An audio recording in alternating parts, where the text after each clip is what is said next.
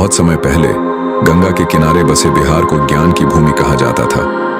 यहीं एक राजकुमार ने दुनिया की सबसे बड़ी आध्यात्मिक क्रांति की शुरुआत की थी।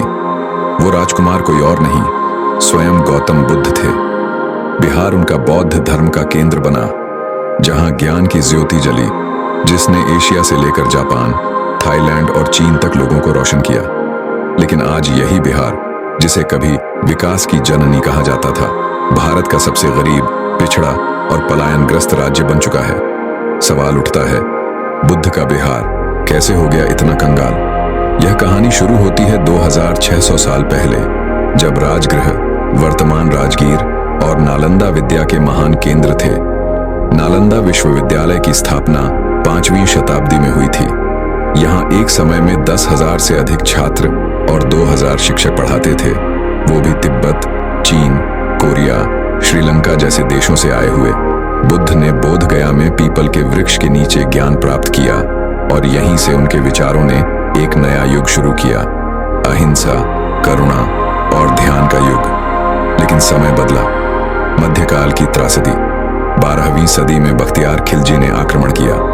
उसने नालंदा और विक्रमशिला जैसे विश्वविद्यालयों को जला डाला। हजारों ग्रंथ जलाए गए और विद्या का गढ़ राख में बदल गया। बुद्ध का बिहार विद्या से वीरान हो गया। यहां से शुरुआत हुई बौद्धिक पतन की, आर्थिक पतन की और पहचान की चोरी की। निवेशिक काल और आजादी के बाद ब्रिटिश काल में बिहार को सिर्फ कच्चा माल सप्लाई करने वाले राज्य की तरह देखा गया। यहां से गन्ना, अफीम और मजदूर ले जाए गए। आजादी के बाद थोड़ी उम्मीद जगी, लेकिन जल्द ही बिहार राजनीतिक प्रयोगशाला बन गया। जातिवाद, लाल फीताशाही और भ्रष्टाचार ने इसकी नींव हिला दी। फैक्ट्रियां बंद होने लगी। नालंदा की जगह अब बेरोजगारी ने ले ली। राजगीर की जगह अब राजनीतिक रैलियां गूंजती हैं। आज की हालत। आज बिहार का युवा मशीन चलाने गुजरात जाता है, ईंट उठाने पंजाब जाता है, ई रिक्शा चलाने दिल्ली आता है, लेकिन खुद के राज्य में न रोजगार है, न उद्योग। सरकारी आंकड़ों के मुताबिक हर साल लाखों युवा बिहार से बाहर पलायन करते हैं। 2024 तक बिहार की प्रति व्यक्ति आय राष्ट्रीय औसत से 60% कम है। यहाँ के 70% मजदूर अनौपचारिक क्षेत्र में काम करते हैं। औद्योगिक निवेश नगण्य है। बुद्ध से जुड़ाव और विडंबना। गौतम बुद्ध ने बिहार को करुणा और ध्यान की भूमि बनाया। उन्होंने बताया था, अप दीपो भव, स्वयं अपना दीपक बनो। लेकिन क्या विडंबना है कि आज का बिहारी अपने ही राज्य में अंधेरे में है।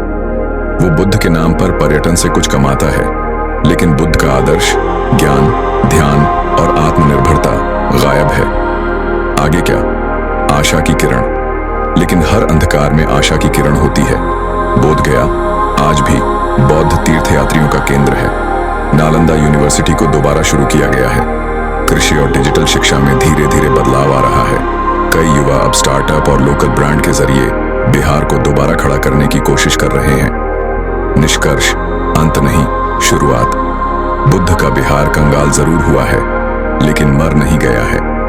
यहाँ की मिट्टी में अब भी ज्ञान की महक है। जरूरत है उस गौरव को फिर से याद करने की, उसे फिर से जगाने की। बुद्ध ने रास्ता दिखाया था, अब चलना हमें है। शायद तब बिहार फिर से कह सके, मैं ज्ञान की भूमि हूँ, मैं बुद्ध की धरती हूँ और मैं कंगाल नहीं, काबिल हूँ।